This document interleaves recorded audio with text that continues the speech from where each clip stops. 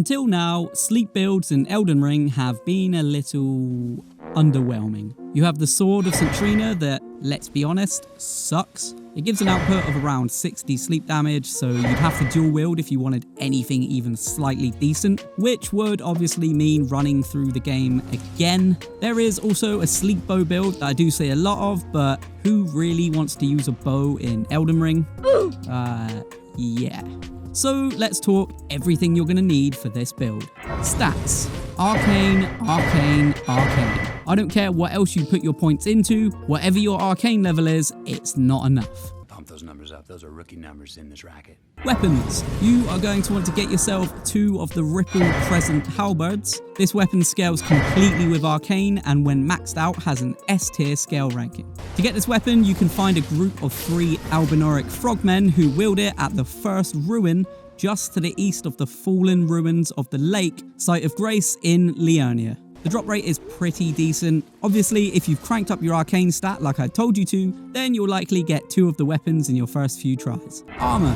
For the armor, I use the Mask of Confidence as it boosts Arcane by 3. You can obviously use the Silver Tier Mask for an 8-point boost in Arcane, but it does cut your physical damage output by 5%. Now, this shouldn't be an issue because our weapons do scale fully with Arcane, but you can make that call for yourself. You can get the Mask of Confidence here, and you can get the Silver Tier Mask here.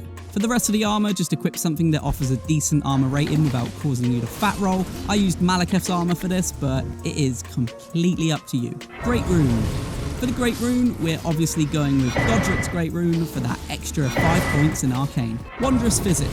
In your Wondrous Physic, you're going to want the Thorny Crack tier. This will boost attack power with successive attacks. The good news here is there will always be successive attacks. You can get the Thorny Crack tier here. You will also want the Green Burst Crystal tier. This boosts your stamina recovery, which due to those successive attacks, you're going to need. You can get a hold of the Green Burst Crystal tier here. Talismans. Firstly, you'll need the Shard of Alexander. This boosts the attack power of skills. To get the talisman, just get to the end of Alexander Warrior Jar's questline. You'll also need Millicent's Prosthesis. This boosts dex and successive attacks. You can get this by getting to the end of Millicent's questline and choosing to kill her. You can actually get it sooner though by killing her when she shows up at the Windmill Village Site of Grace. Next is the Rotten Winged Sword Insignia, which boosts successive attacks as well. You can get this by getting to the end of Millicent's questline and choosing to help her. If you haven't hit New Game Plus and only have one of Millicent's talismans, get the Godskin Swaddling Cloth Talisman instead. The Godskin Talisman restores HP with every successive attack you do, and you can get that talisman right here. Then finally, you'll need the Carrion Filigreed Crest, which lowers FP consumed by skills, and you can get this talisman here. Items. In your quick item menu, you'll need as much soporific grease as you can carry. You can craft this after you get the cookbook from the Isolated Merchant located down the east path after entering the Academy of Rhea Lucaria. He's just here on the map.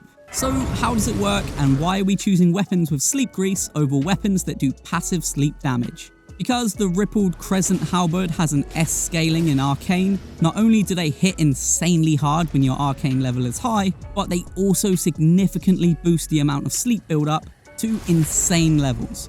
I'm talking 2 hits and it's nap time. And even the enemies that aren't as susceptible to the sleep effect are still affected. Some bosses stand there stunned, leaving just enough time for you to hit them again, which snaps them out of it but then puts them straight back in. You have 2 options for hitting the enemies here, L1 for PlayStation or LB for Xbox to hit them with both of your weapons.